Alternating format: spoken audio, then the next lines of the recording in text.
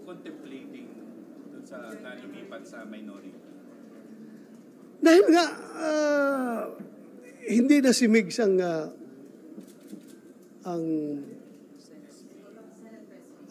Senate President, and yun nga, pag sinasabi nila na ako ang tina-target dahil sa aking hearing, so maybe pupunta lang ako sa minority nito kung talaga ako ang target nila. But it was explained to me properly by Senator Chis na kung ikaw ang target, sasama ka man sa amin o hindi. Or hindi ka na namin kausapin. Ngayon panalo na kami. 14 na kami, mayroon kami 14 votes. Bakit ka pa namin imbitahan na sumali sa majority kung ikaw ang dahilan? Bakit na nagpalitan ng liderato sa Senado? Di ba? In-explain mo sa akin properly na hindi ikaw ang dahilan. It's not you. Ha? Tuloy pa rin. Tuloy pa rin. Pag nakondisyon na si Kumar, nasa kondisyon na pag makalabas sa hospital. Keeping the chairmanship. Ha? Ano yung dalawang nakulong yan, sir, sa baba? Well, pag-usapan pa namin is kasi ang movement nung isa, si Senator Jinggoy, ang sa kabila naman ako. Pag-usapan namin yan, dahil magbe-break na mahaba ang break ng Senado, kawawa naman makakulong yan dyan sa baba. So baka pwedeng pauwiin na yan kung pwede. Mag-usap kami.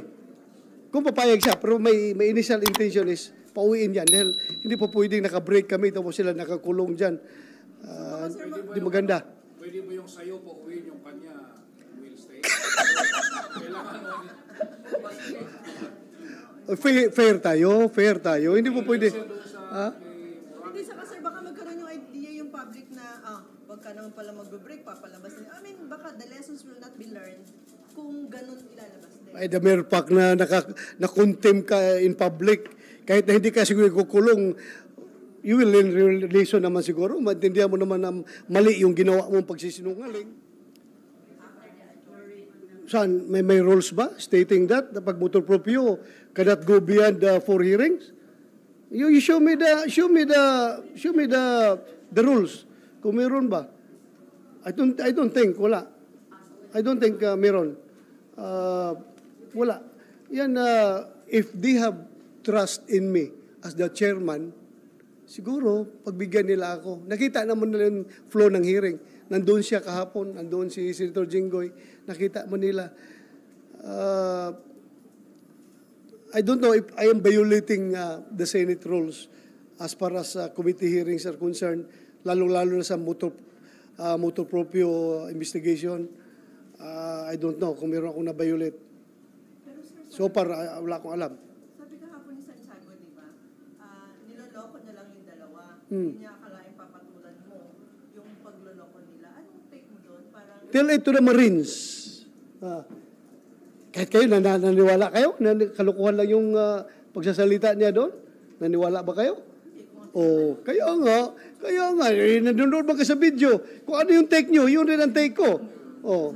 Kung naluloko siya. Sa paniwala mo, totoo yung sinasabi niya? Ano pa? Yung sinasabi niya doon. Kaya nga kinontempt ko kahapon dahil halatang niluloko kami. Pero sir, sa tingin nyo may tao na nasa likod ni Napol ko, Ha? may tao. I don't know kung sinong tao. Sabi niyang gumawa May sabi mo niya, may Kumar siyang sinasabi, di ba? James Kumar. So baka yun yung kinukot niya na source ng kanyang, kaya siya nagsasalita ng ganun. So last na si James Kumar. Last na si James Kumar. Baka mamaya pag may sinabi na naman iba na yung si Morales, sinabi niya kahapon, gusto niya patawag sila. Wala na. Si James Kumar. Titingnan natin si James Kumar. Pag nagsabi si James Kumar, yes, I am instructed by LAM to talk to these people, then pwede siguro. Pwede. May denial ba siya gahapon? Di ba nung gusto niya lang mo i-clean?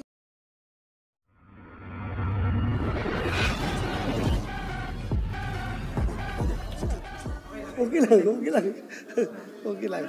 Kasama daw po kayo sa 15 na pumirma in support of Senate President Escudero. Yes, even though my signature was already insignificant, lumapit sila sa akin after the battle has been won. Meron na silang 14 na perma. So, pumunta sa akin nagtatago pa nga ako doon sa opisina ni Senator Tolentino eh. Pero nalocate nila ako nung pumunta doon. Kinausap ako.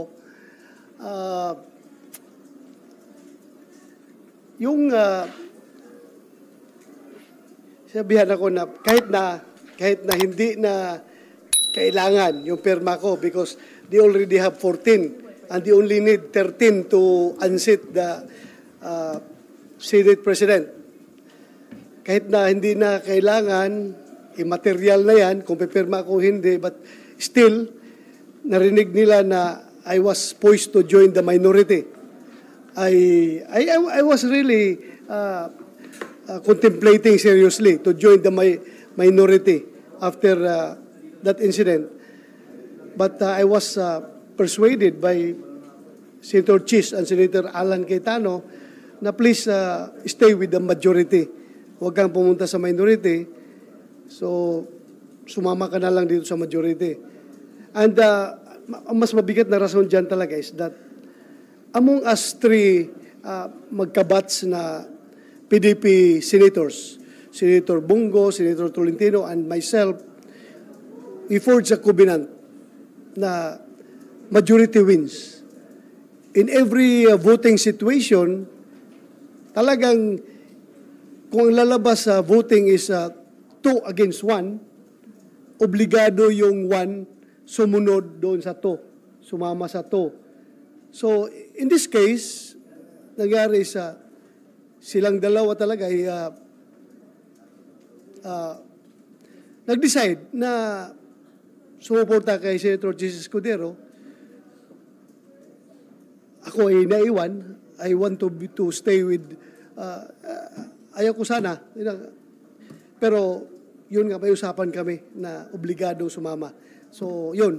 Pinirmahan ko yung resolution, but that was already immaterial because they already have 14 that they have already declared victory. But at least on my part, masaya rin ako kahit because Senator Chis is a very magnanimous victor. Kahit alam niya hindi na kailangan yung boto ko, still, kinumbinsi pa rin niya ako na sumama sa majority.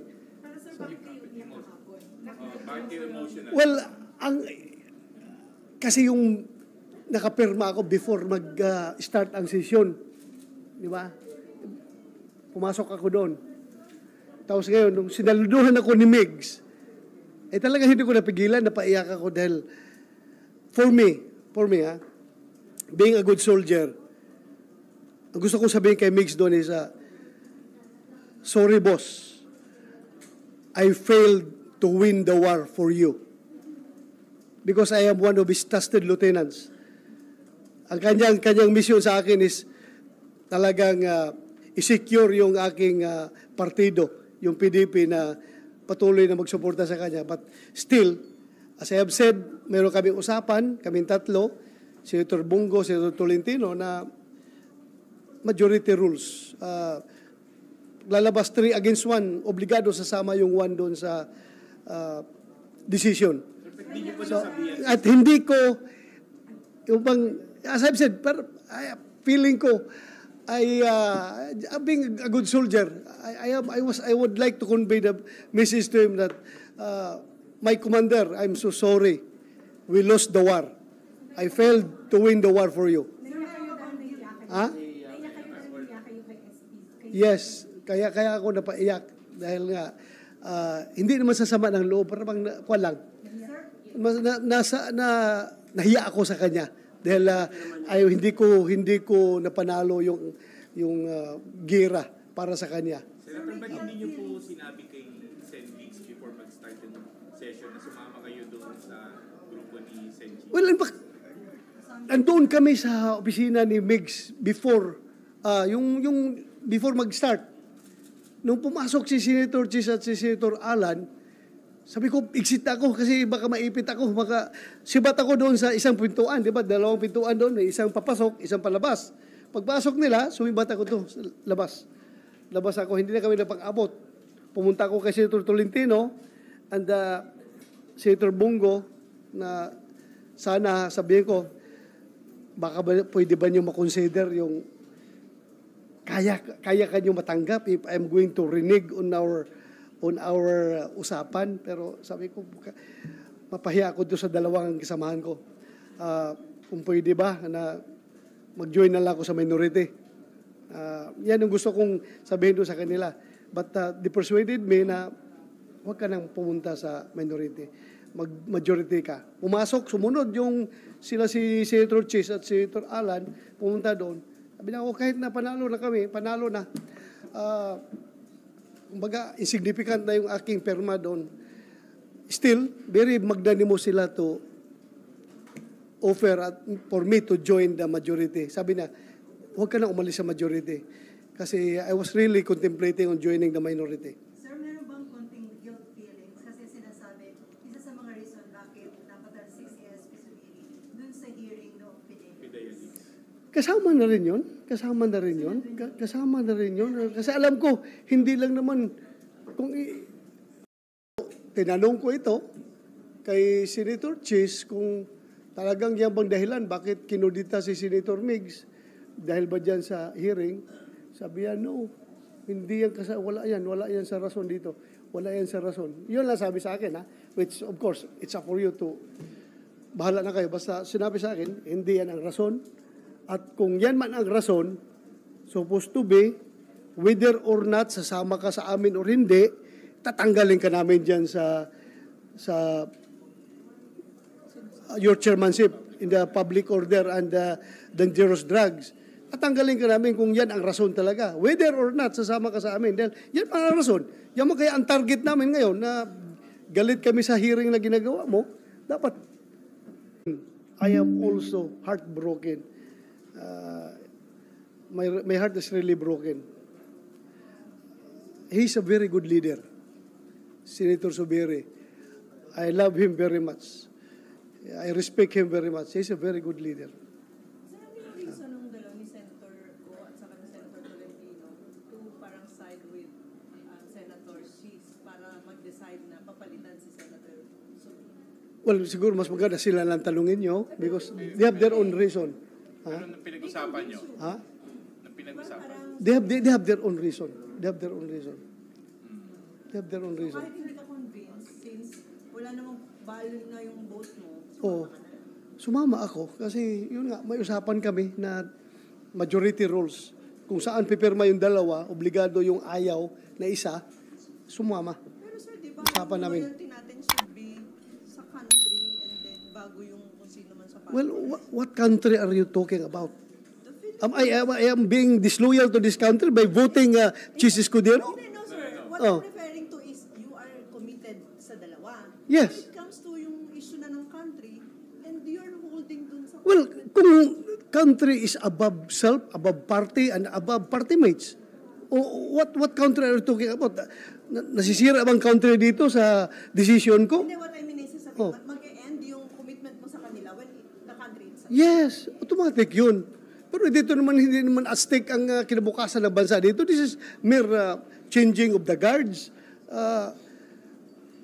Bakit ba mapapahamak bang bansa kung si Senator Chis ang magiging Senate President? I think no. Sir, Di ba? why are you contemplating dun sa nalumipat sa minority? Dahil nga, hindi na si Migs ang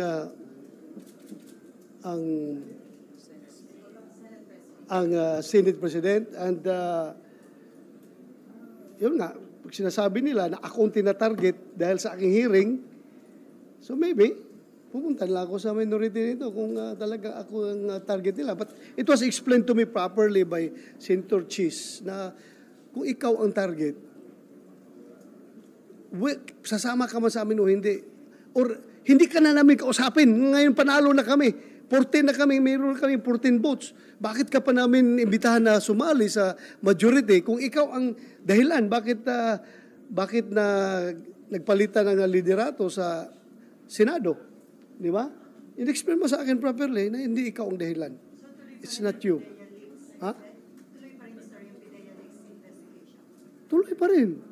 Tuloy pa rin. Pag nakondisyon na si Kumar, nasa kondisyon na pag makalabas sa ospital. And you're keeping the chairmanship. Ha? Ano yung dalawang nakulong yan, sir, sa baba? Well, pag-usapan ba namin is kasi ang movement nung isa, si Senator Jinggoy, ang sa kabila naman ako. Pag-usapan namin yan, dahil magbe-break na mahaba ang break ng Senado, kawawa naman makakulong yan dyan sa baba. So baka pwedeng pauwiin na yan kung pwede. Mag-usap kami. Kung papayag siya, pero may initial intention is pauwiin yan dahil hindi pa pwedeng naka-break kami tapos sila nakakulong dyan. Di maganda. Pwede ba yung sayo po uwiin yung kanya will stay? Kailangan Fair tayo. Hindi po pwede. Hindi sa sir, baka magkaroon yung idea yung public na, wag ka naman pala mag-break, papalabas din. I mean, baka the lessons will not be learned kung ganun ilalabas din. Ay, the mere fact na na-contempt ka in public, kahit na hindi ka siguro kukulong, you will learn lesson naman siguro. Maintindihan mo naman na mali yung ginawa mong pagsisinungaling. Kailangan magsabi ako ng totoo. Ganun kasi, enough na yun, na-contempt ka. How much more pag kinulong ka? Kinulong ka 1 day, 2 days. Pag kinulong ka, gusto mo pa buong break ng Senado, nakakulong, kawawa naman yung mga tao na yan. So, may promise sa'yo si Senator Chis to stay as chairman of the Public Order? Yes, kahit na hindi pa ako pumirma. Kahit na hindi pa ako pumirma nung papel na yun, sinabihan ako na hindi ka namin tatanggalin dyan. Kahit na hindi pa ako pumirma ng resolution. Kasi nga, ako na lang is in order to be officially joining the majority, I have to sign the resolution kahit na immaterial na yun dahil meron silang 14 votes. Kung tutusin nga, pag panalo na ng 14 votes, kahit na 13 pa lang, pagkakuha lang 13 votes, we don't need your vote. Panalo na kami. Sino ka na papansinin namin? Sino ka na kukumbinsihin namin dito? But at least they are very magnanimous in victory. At nilapitan tayo at kinausap. Na-earn nila yung respect mo na sa paggawa nila ng ganito. Yes. They earn my respect. Dahil mabait sila. Kahit papaano, pinuntahan ako. Kahit na alam, panalo na sila. Sir, Yes. di ba may mga umugong noon pa ng mga po against the space bill? Hmm. Ito po ba yung talagang may real na, may nag-upload sa'yo? May nagsabi sa'yo? Merong tumatawag. Mga past yan, sir. We're talking about the past. Yung the past? Oo. Meron talaga, sir. Oo. Hindi ito yung una. And you cannot be successful in a coup d'etat if you don't have the votes. So you have to convince everyone.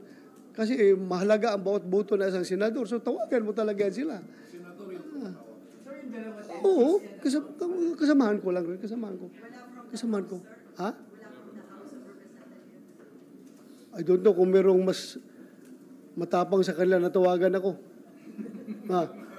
After nila ako babastusin dyan sa mga press con nila, tapos tawagan ninyo ako, ganun, baka kayo naka-small sa akin. Di ba? Malacanang, sir, Malacanang. Walang tumawag. Malacanang.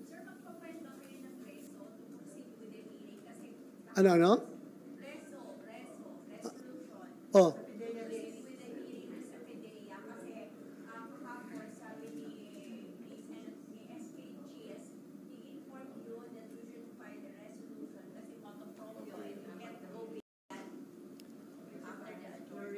Saan? May rules ba stating that? Na pag motor proprio cannot go beyond 4 hearings?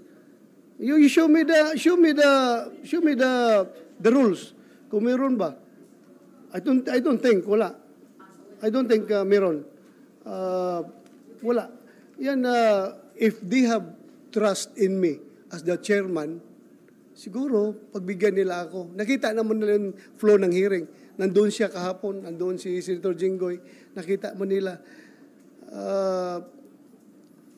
I don't know if I am violating the Senate rules as far as committee hearings are concerned, lalo-lalo na sa motor proprio investigation. I don't know kung meron akong na-violate. Pero sir, So far, wala akong alam. sabi kahapon ni Santiago, di ba? Niloloko niya lang yung dalawa. Hmm. Hindi niya akalain papatulan mo yung pagloloko nila. Anong take mo doon? Parang Tell it to the Marines. Kahit kayo, naniwala kayo? Kalukuhan lang yung pagsasalita niya doon? Naniwala ba kayo? kung Oh, kaya nga, nanonood ba ka sa video? Kung ano yung take nyo, yun rin ang take ko. Oh, kung naluloko siya, Sa paniwala mo, totoo yung sinasabi niya. ano pa yung sinasabi niya doon? Kaya nga kinuntem ko kahapon dahil halatang niluloko kami. Pero sir, sa tingin nyo may tao na nasa likod ni Napol ko? Ha? May tao. I don't know kung sinong tao. Sinasabi niyang gumawa May sabi mo niya, may Kumar siyang sinasabi, di ba? James Kumar. So, baka yun yung kinukot niya na source na kanyang, kaya siya nagsasalita ng ganun. So last na si James Kumar. Last na si James Kumar. Baka mamaya pag may sinabi na naman iba na yung si Morales, sinabi niya pa kung gusto niya patawag sila. Wala na. Si James Kumar. Titingnan natin si James Kumar. Pag nagsabi si James Kumar, yes, I am instructed by LAM to talk to these people, then, pwede siguro. Pwede. May denial ba siya gahapon? Hindi, di ba nung gusto niya lang i-clear yung name niya, wala siyang alam. O gusto nga niya i-clear ang name, pero I stop him from doing so because he is in sick bed. Kung may mangyari dyan sa kanya, makukonsensya naman ako. Pero kung sabihin ni James Kumar na meron nga, may Malacanang factor, how would you direct the flow of investigation? Well, just leave it to me. I will decide. I will cross when the bridge is constructed. Ha? Do you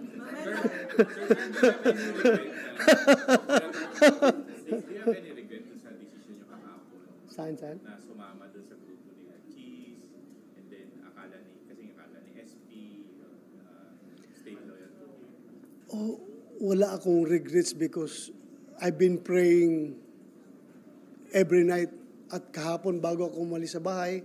Kasama ko yung asawa ko, mga anak ko at mga apo ko. Nag-pray kami bago ko bumiyahe dito papunta sa Senado na sana i-guide ako ni Lord sa lahat ng mga decision making na gagawin ko.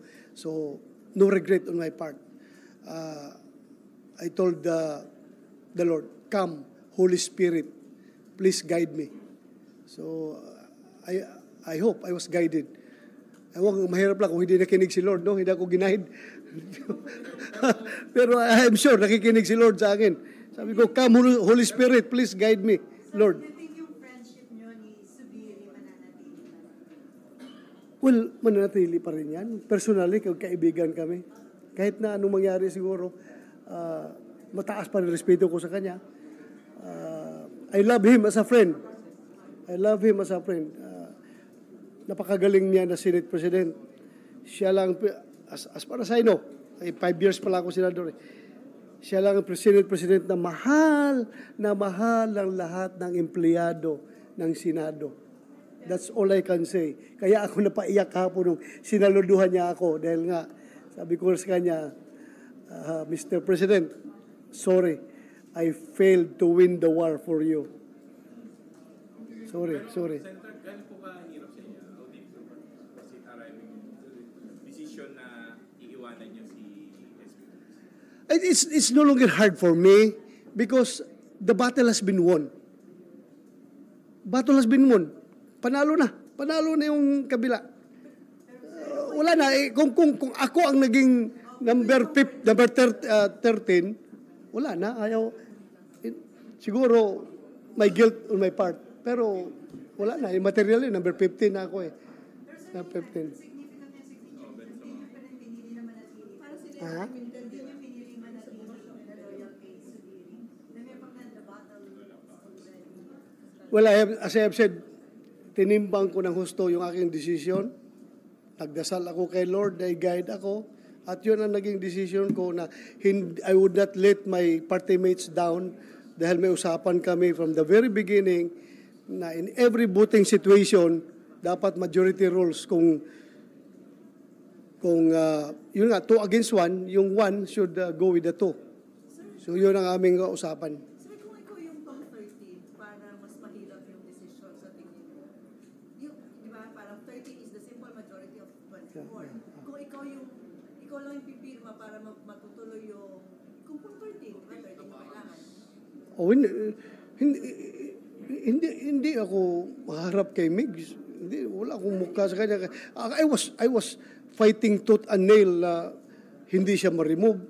I've been convincing my party mates, but still, I respect their decision. May decision silang sarili. Yes. Sa House of Representatives, there was a call from the Balas Representative who would apologize. A big apology daw po from you to the President about What? leading the PTA. What sin have I done in order for me to seek an apology? Please tell me, anong kasalanan ko para ako maghingi ng apology? Kasalanan ko ba kung nailagay yung pangalan niya doon sa report na yon? Was that my fault? I don't think so. Mas malaki ang kasalanan ko siguro sa Pangulo kung being chairman of Public Order and Dangerous Drugs. Wala akong ginagawa dyan sa mga informasyon na yan na hanggang lumaki, hindi ko inaksyonan. Mas lalo siguro kung may kasalanan sa taong bayan, kung hinahayaan ko yan, na yung mga security classified documents ay palagi na lang nangyayari, merong ganon, kung hindi natin imbestigahan. So, I don't see any offense. Bahala na, kung sila, tingin nila, may kasalanan ako, then sorry, kung may kasalanan ako. Pero for me, to seek for an apology, to ask for an apology, to give my apologies, wala man siguro akong naggawang kasalanan. Oh. Former SP Subiri, biktima din daw po siya ng pamilya ng Marcos and Duterte. Kaya po siya natakot.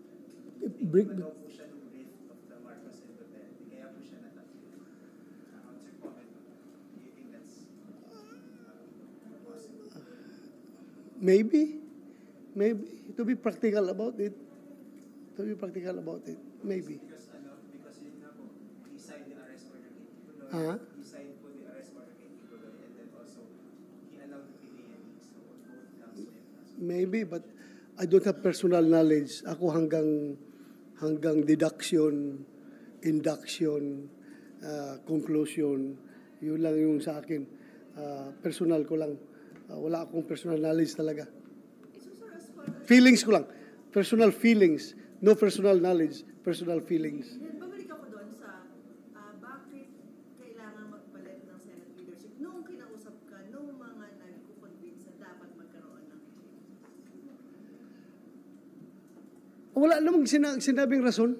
Basta, sama ka sa amin. Sabi ko, sorry, hindi. Yun lang. Tawag, pare, sama ka sa amin. Pasensya ka na pare. Dito lang muna ako. Yun lang mga. Wala pong reason. Wala. Ha? Wala talagang reason na dahil sa style ng leadership, Hindi man kami ganun mag-usapan dito. Ganun. Magtatanong-tanong ka pa. Alam mo naman, you yourself being a senator, kung ano yung reason nila nakikita mo rin naman siguro. Ang reason na yan. So, no need to ask for any reason, any justification. May dinner daw mamaya sa Palace. Are you one of the invited? Pupunta ka na. Invited mo daw lahat ng senador. Hindi ko lang alam. Hindi ko na-date yung asawa ko kahapon. Anniversary namin kahapon. Dahil sa hearing, hindi ko na-date. So, baka i-dinner ko yung misis ko ngayong gabi. Oo. Priority ko na yung misis ko kaysa Malacanang. Sama mo na doon sa dinner. Sama mo na doon sa dinner. Ha? punta ka sa Malacanang libre. Sama mo. Baka sabihin natin kung Malacanang, ginawa mo pang date. Ginawa pang date ito Malacanang, ha? Romantic natin. Okay na. Salamat, ha? Salamat. Thank you.